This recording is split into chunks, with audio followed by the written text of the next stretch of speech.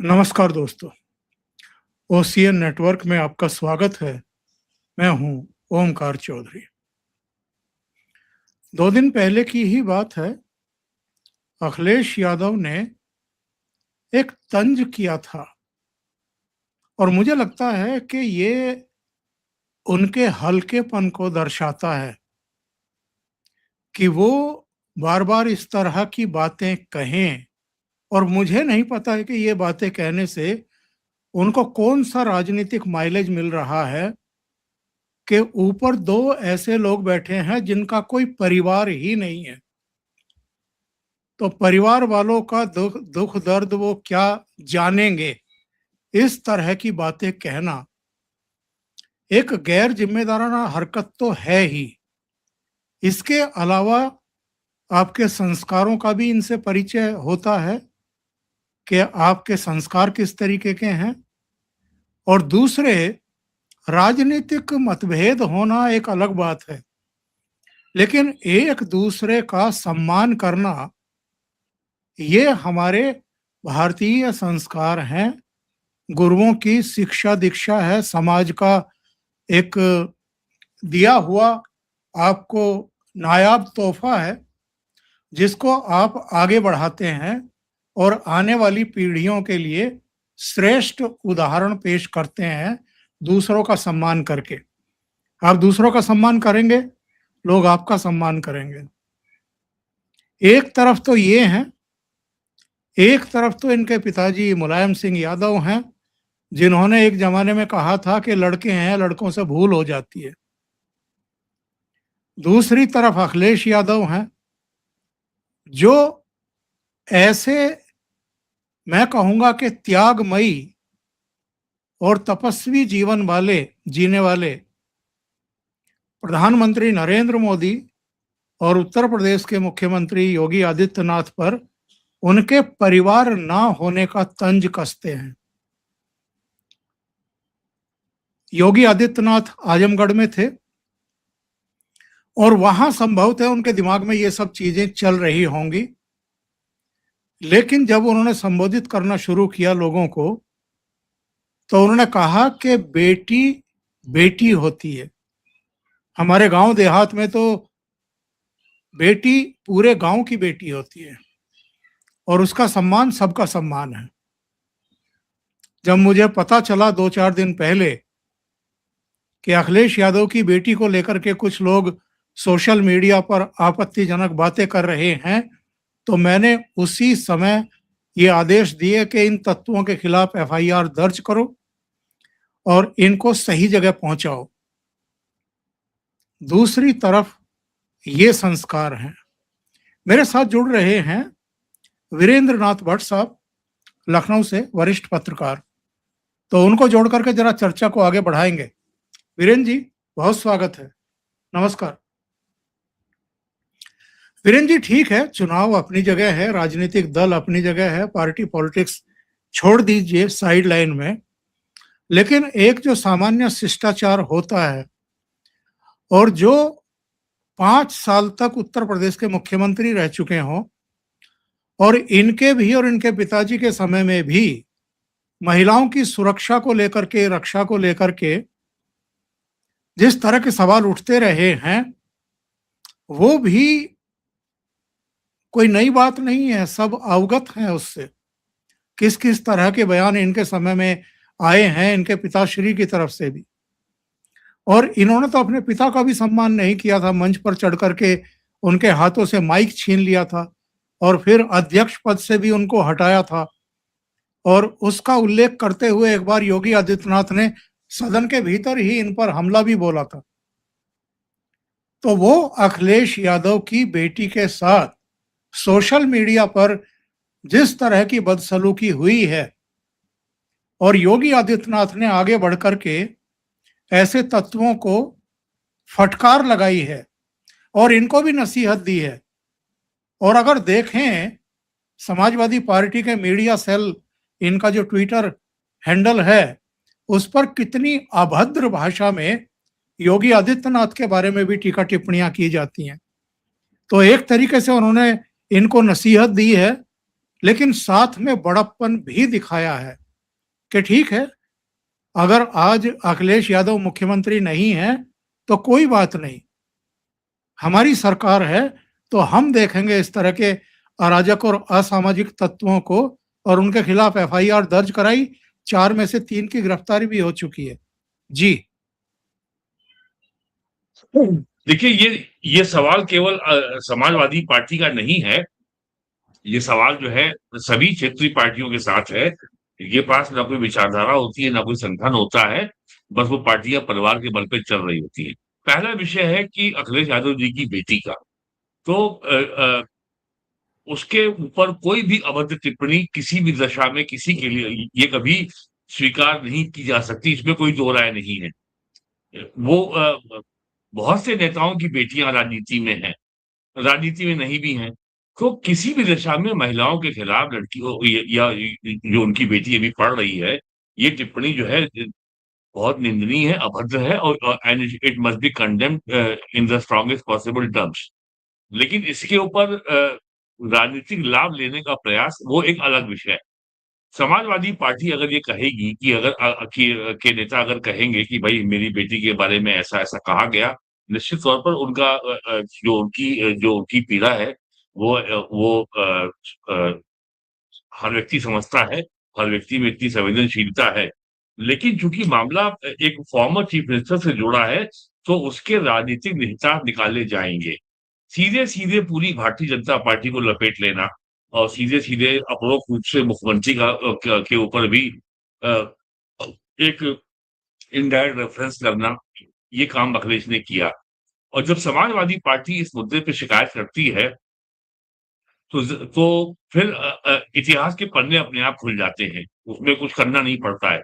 आप देखिए जो एक इनका एक प्रवक्ता आता है राजपाल भाटी, अभी उसने पिछले महीने क्या कहा था कि ब्राह्मण और वेश्या वेश्या बेहतर है। और अब सवाल ये है कि उसने अपनी समझ से बहुत जो बात कही वो बड़ी विद्वतापूर्ण थी। लेकिन उसको कहने का राजनीतिक संदर्भ क्या है? उसको कहने का राजनीतिक औचित्य क्या है? क्या ये वक्तव्य समाजवादी पार्टी की या समाजवाद की विचारधारा से निकला हुआ है? क्या आधार है इसका? क्या या ये चुनाव के पहले की तैयारी है अपने पीडीए को मजबूत करने की? एक इनका प्रवक्ता है भदौरिया जो तमाम टीवी चैनलों पे आता है। उसने एक बार एक टीवी चैनल में नोएडा में मुख्यमंत्री योगी आदित्यनाथ के खिलाफ बहुत अभद्र टिप्पणी की थी। बीजेपी ने उसके खिलाफ एफआईआर लिखवाई और उसके बाद ये पूरे सोशल मीडिया पे माफी माँगता रहा, योगी जी गलती हो गई। और अब भाई अब एफआईआर हो गई है तो लॉ अपना कानून अपना काम करेगा। अपनी सास को ले आए, वो शायद गोरखपुर की है। अब वो कहने लगी मैं तो गोरखपुर की बेटी हूँ।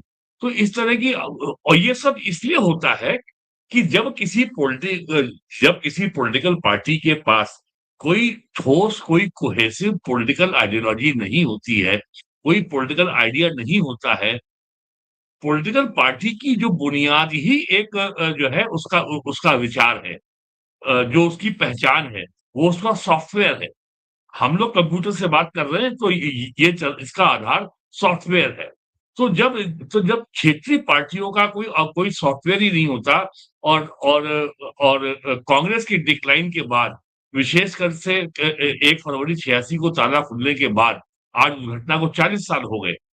क्षेत्रीय पार्टियां जो उभरी यूपी और बिहार में, बंगाल में, इनके पास बड़े-बड़े दावे थे, कि साहब हम तो सोशल जस्टिस की बात करेंगे, सामाजिक न्याय की बात करेंगे, और इक्वालिटी, फ्रेटर्निटी की बात करेंगे।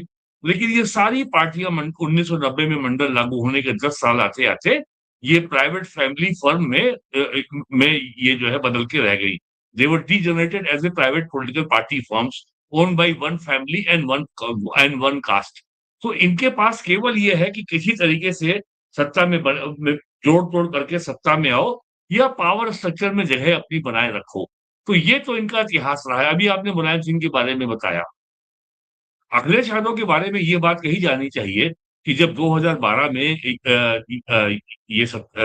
में इलेक्शन लड़े और सत्ता में आए और समाजवादी पार्टी का स्पष्ट बहुमत आया, तब अखिलेश यादव ने के ऊपर दबाव था कि गाजियाबाद का जो माफिया है डीपी यादव को पार्टी में शामिल किया जाए।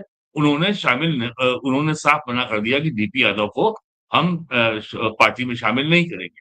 तब ये एक आशा बंधी थी कि अखिलेश यादव एक यंग फेस है और ये ऑस्ट्रेलिया में पढ़े हुए हैं, सैनिक स्कूल के पढ़े हुए हैं और बहुत ओपन माइंड के हैं, खुले विचारों के हैं और जो युवा वर्ग है उसको साथ लेके चलेंगे और जो समाज की आकांक्षाएं उसको पूरा करेंगे।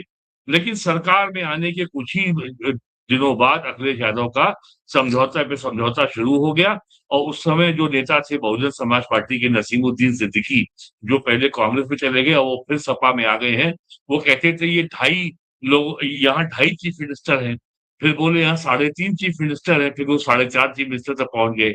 अब वो उसमें शिवपाल चाचा हैं, उसमें रामगोपाल चाचा हैं, उसमें इनके पिताजी थे क्या मुलायम सिंह यादव हैं। तो ये सब इनके बारे में कहा जाता था और और जो आज योगी जी ने और जैसे उनकी सरकार का कार्यकाल रहा है उसको दोहराने की आवश्यकता नहीं है। 2012 में समाजवादी पार्टी ने अपने मैनिफेस्टो में वादा किया कि झूठे आरोपों में बंद मुस्लिम युवाओं को हम रिहा करेंगे। नवंबर 2007 में यूपी में लखनऊ, वाराणसी, गोरखपुर, फैजाबाद 4 डिस्ट्रिक्ट कोर्ट्स में सीरियल ब्लास्ट हुए थे। उसमें बड़ी संख्या में मुस्लिम युवा पकड़े गए थे, सारे और सब जिहादी आतंकवादी थे। इन्होंने इलाहाबाद हाई कोर्ट में एप्लीकेशन मूव कर दी कि साहब इन्होंने कोर्ट में एप्लीकेशन मूव की डिस्ट्रिक्ट सेशन कोर्ट में कि इनको रिहा कर दिया जाए। इलाहाबाद हाई कोर्ट ने उसमें रोक लगाई कि ये स्टेट गवर्नमेंट का अकेले अधिकार क्षेत्र नहीं है कि वो इनको रिहा कर सके। ये केंद्रीय कानूनों के अंतर्गत भी इनके ऊपर धाराएं लगी हैं और ऐसे खूंखार अपराधियों को रिहा नहीं किया जा सकता। और कोर्ट ने यहाँ तक टिप्पणी की थी कि आज आप रिहा कर रहे हैं, कल आप इनको पद्मश्री की उपाधि देने की भी सिफारिश कर देंगे। तब ये लोग बचे थे, वरना छोड़ दिए जाते। ये तो इनका इतिहास रहा है। आपको मालूम है कि शैलेंद्र सिंह जो डीएसपी था वाराणसी में और एक सेना का भगोड़ा सिपाही मुख्तार अंसारी को लाइट मशीन गन बेच रहा था और उसको शैलेंद्र सिंह ने पकड़ा था और शैलेंद्र सिंह को क्या दुर्गत इन्होंने बनाई थी, अंततः उसको नौकरी छोड़नी पड़ी थी शैलेंद्र सिंह को और उसके संग पुलिस ने बहुत दुर्व्यवहार भी किया था और उसके कपड़े फट गए थे, उसकी गिरफ्तारी भी हुई थी। तो समाजवादी पार्टी का ये इतिहास है। अब अगर योगी जी कह रहे हैं कि भाई आप अपने लोगों को भी जो थोड़ा अनुशासित कीजिए, तो योगी जी बहुत कठिन बात कह रहे हैं। अगर समाजवादी पार्टी अनुशासन में आ जाएगी तो फिर तो उसकी पहचान ही समाप्त हो जाएगी। सुन लेते हैं योगी जी ने क्या कहा है। दूसरों को उपदेश देते हो अपने, अखिलेश जी दूसरों को उपदेश देते हो, अपने चेले चपाटों को भी थोड़ा उपदेश दे दो कि अपनी भाषा को संयम कर लें। दूसरों के प्रति टिप्पणी करने के पहले स्वयं भी सोचा करो कि उनके लोग किस प्रकार की भाषा का प्रयोग बहन और बेटियों के प्रति, बुजुर्गों के प्रति, दिवंगत लोगों के प्रति और वरिष्ठ नेताओं के प्रति करते हैं। इसके बारे में उनको भी अपने लोगों को संस्कारित करने की आवश्यकता है। अच्छा होगा उनको समझाओ और नहीं समझ सकते तो हमारे हवाले कर दो, हम उनको अच्छी तरह समझा देंगे। ये योगी आदित्यनाथ ने हिंदी में समझाया एक तरीके से अखिलेश को, और बेटी के सवाल पर क्या बोले हैं जरा वो भी सुन लेते हैं। बेटी का सम्मान होना चाहिए। मैं पिछले दिनों देख रहा था समाजवादी पार्टी के अध्यक्ष अखिलेश यादव की पुत्री के खिलाफ कुछ लोगों ने गलत टिप्पणियां की थी। जैसे मेरे संज्ञान में आया, मैंने तत्काल पुलिस से कहा, मैंने कहा इसमें एफआईआर दर्ज कराओ। बेटी के खिलाफ कोई भी अपमानजनक टिप्पणी स्वीकार्य नहीं होनी चाहिए। बेटी बेटी होती है और हम तो संस्कार में पले बसे हैं। जहां कहा जाता कि गांव की बेटी सबकी बेटी, गांव की बहन सबकी बहन।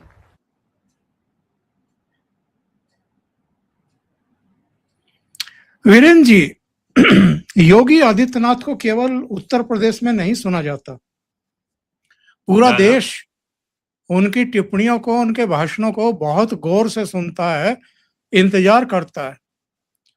योगी आदित्यनाथ ने जो नसीहतें दी हैं आज समाजवादी पार्टी प्रमुख को, और जिस तरीके से उनकी बेटी को पूरी तरह ऑन करते हुए एफआईआर दर्ज करवाई, दोषियों को गिरफ्तार करवाया, सिंकचो के पीछे डाला, क्या ये सब चीजें यादव समाज को प्रभावित नहीं करती हैं?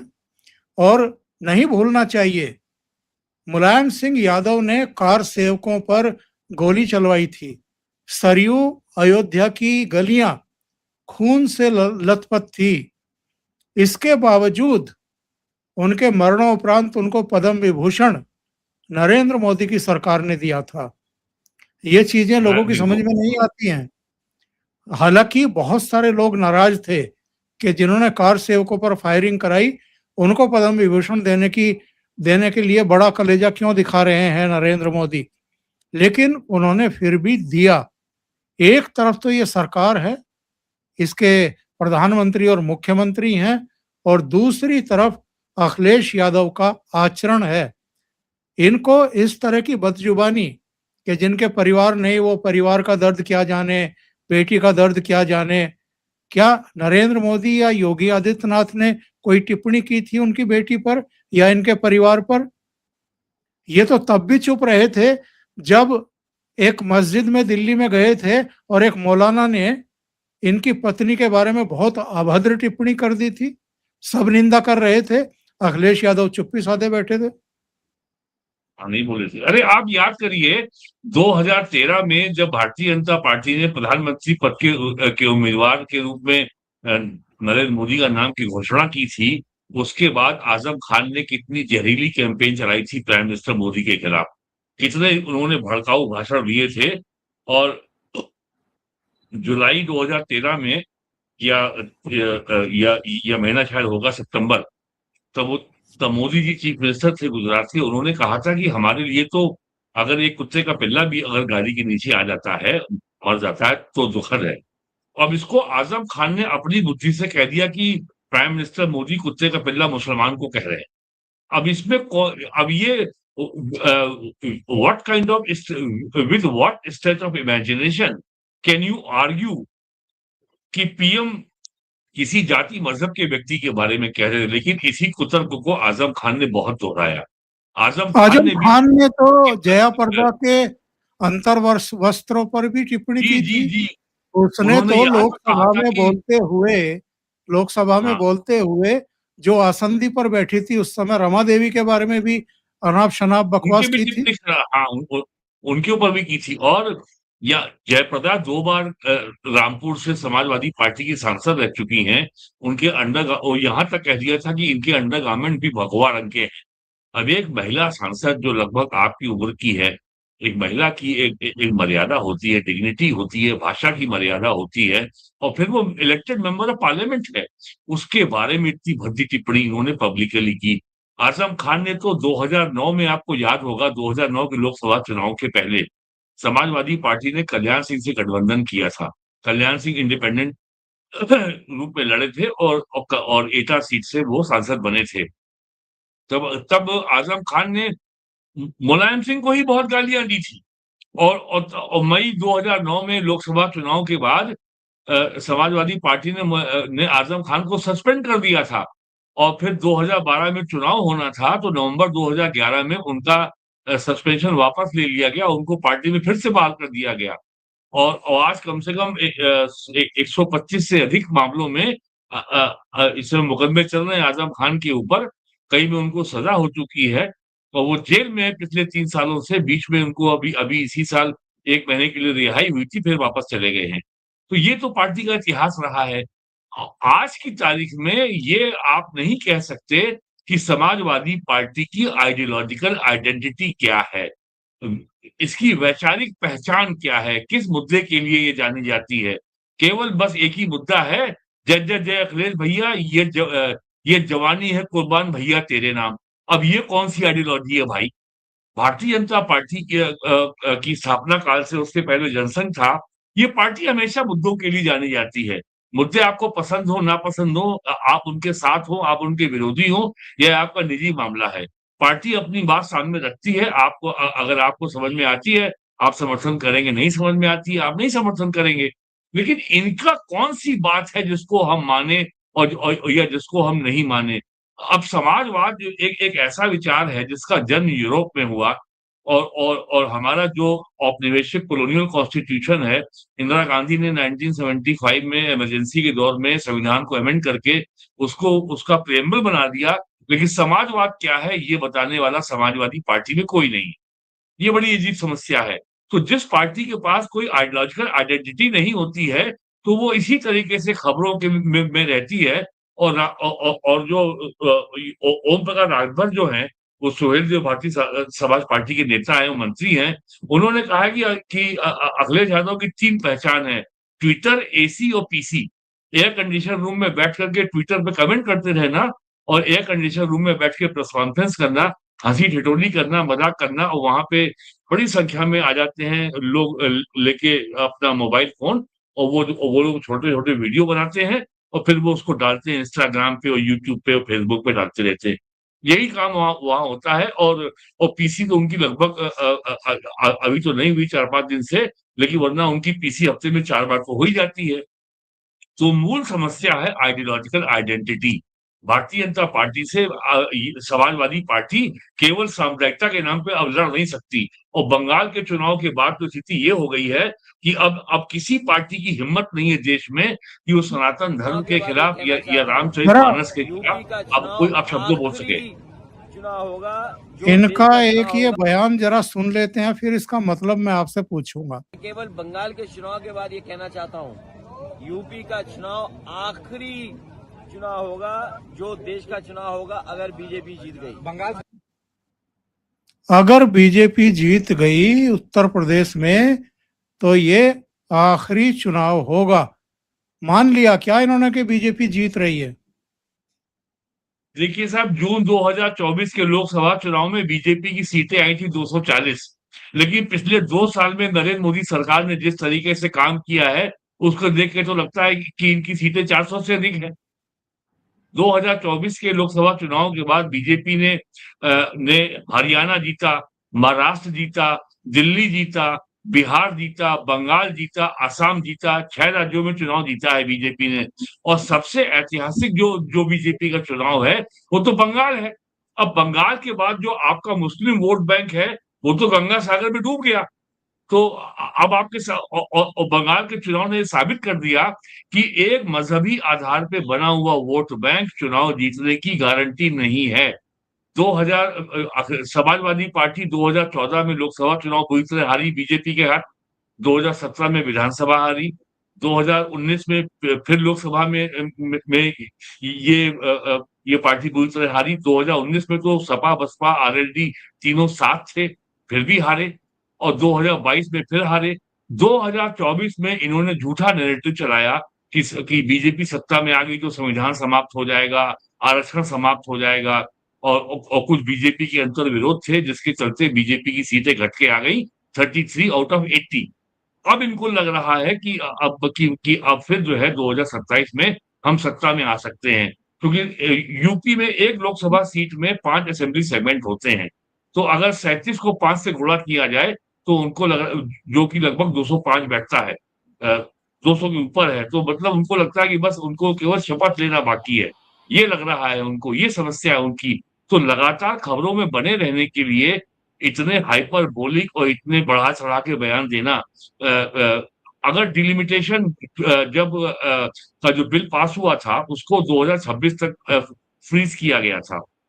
सरकार के सामने संवैधानिक बाध्यता है कि 2026 में उसको डिलिमिटेशन का कानून बना करके सेंसस के बाद ये काम कराना है। तो इसको आपने कहां से जोड़ दिया? क्या 2017 में आप बोलते थे ईवीएम खराब है, जब समाजवादी पार्टी चुनाव हारी थी 2017 में तब इन्होंने कहा था ईवीएम खराब है। बिहार में बोल रहे थे कि वो SIR गड़बड़ है। क्या-क्या कहा इन्होंने बंगाल के बारे में कि मुसलमानों को वोट देने से रोका गया। अब कह रहे हो कि बंगाल में वोट चोरी हो गई। मध्य प्रदेश में अब मैं अगर राज्यसभा का चुनाव में अगर कांग्रेस के उम्मीदवार का पर्चा खारिज हो गया, तो राहुल गांधी कह रहे हैं सीट चोरी हो गई। तो ये केवल एक नए-नए रोज़ मुहावरे अगर उछाल देते हैं, लेकिन क्या कोई आपके पास कंसिस्टेंट पॉलिटिकल प्रोग्राम, क्या कोई consistent political program of action है? क्या कोई आपके सीट पास कोई कंसिस्टेंसी का कोई देश के लिए विजन है क्या आपके पास? ये बात सीट कहीं दिखाई नहीं चोरी पड़ती। सीट चोरी नहीं होती है तमिलनाडु में, केरल में, जम्मू कश्मीर में और झारखंड में। हाँ, बिल्कुल नहीं होती है।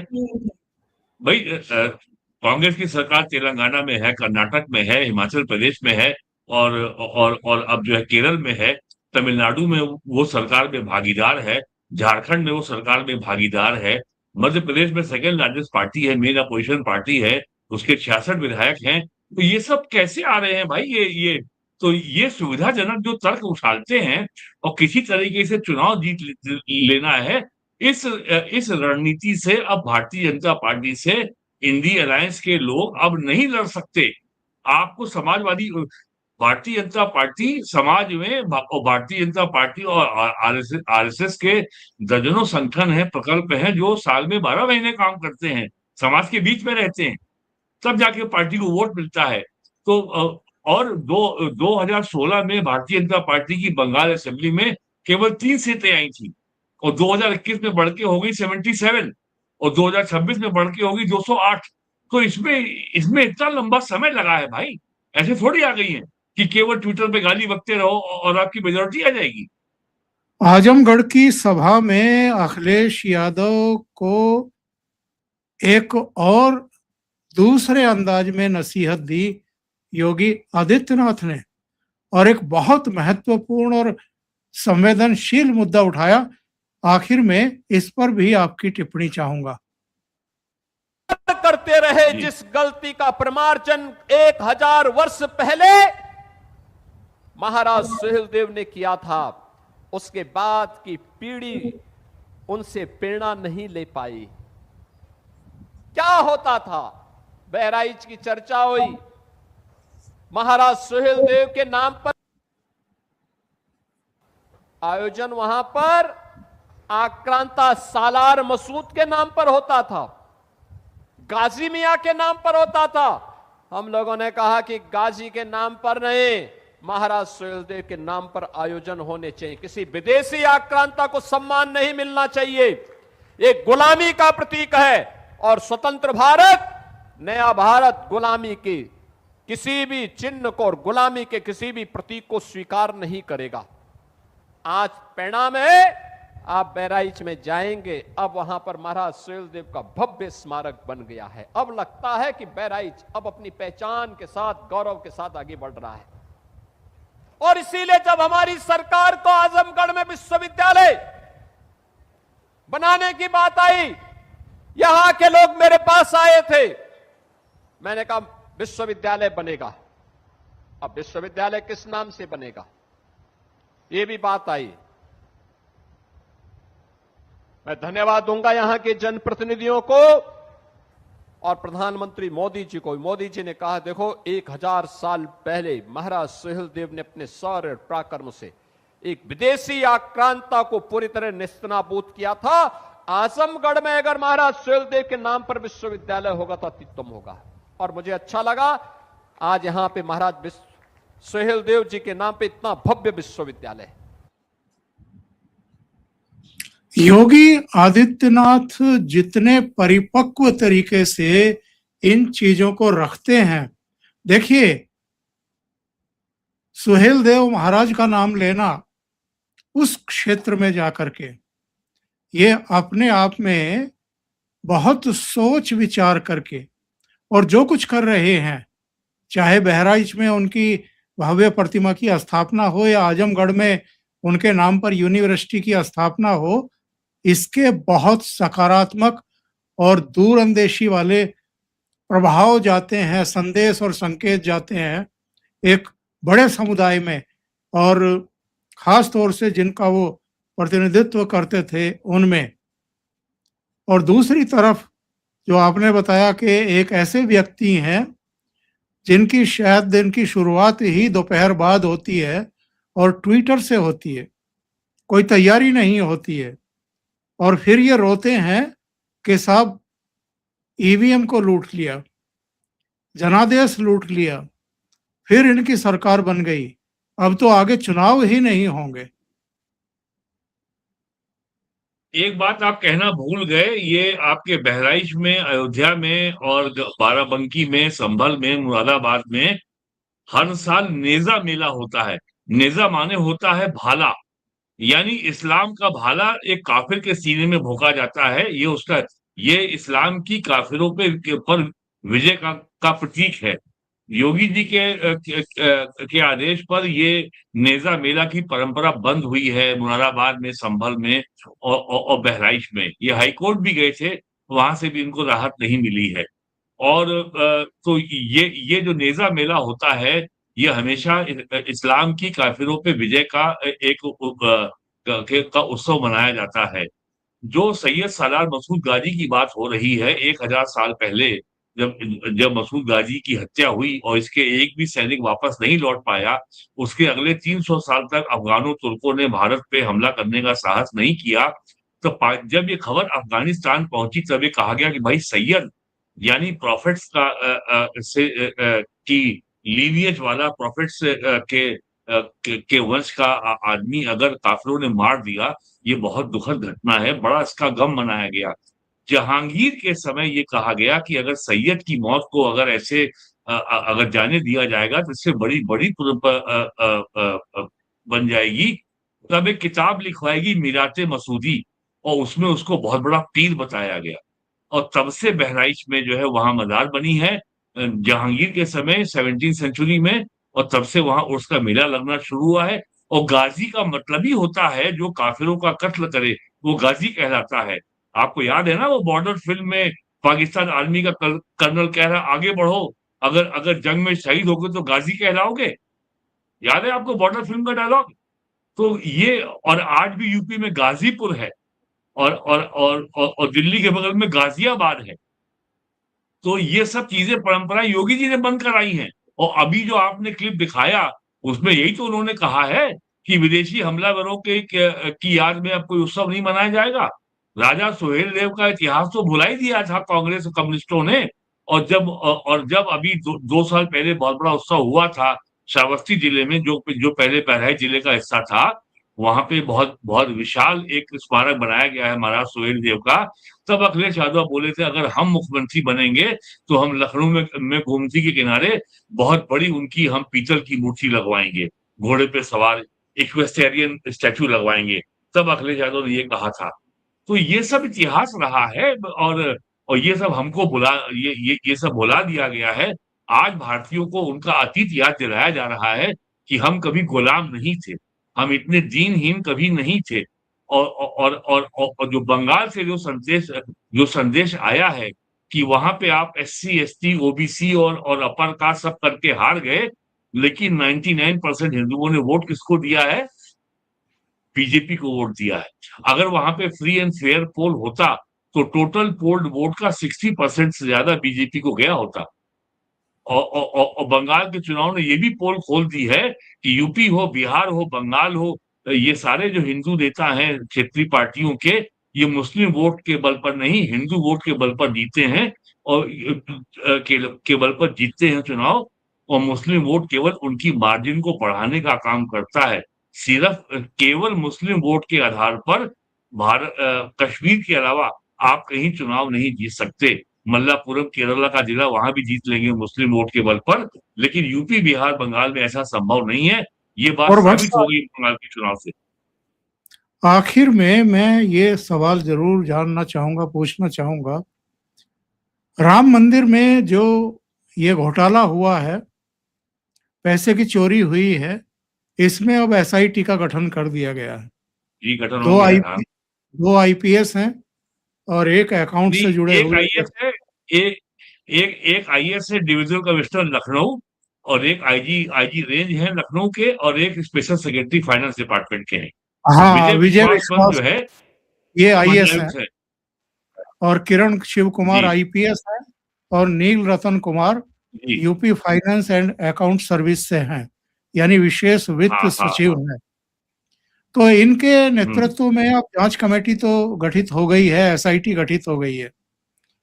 और लवकुश जो 3 गिरफ्तार हुए हैं, उनमें से एक लवकुश, एक उसका साला, ये रुदौली क्षेत्र के मीनापुर ठकुरन फगोली गांव का रहने वाला है।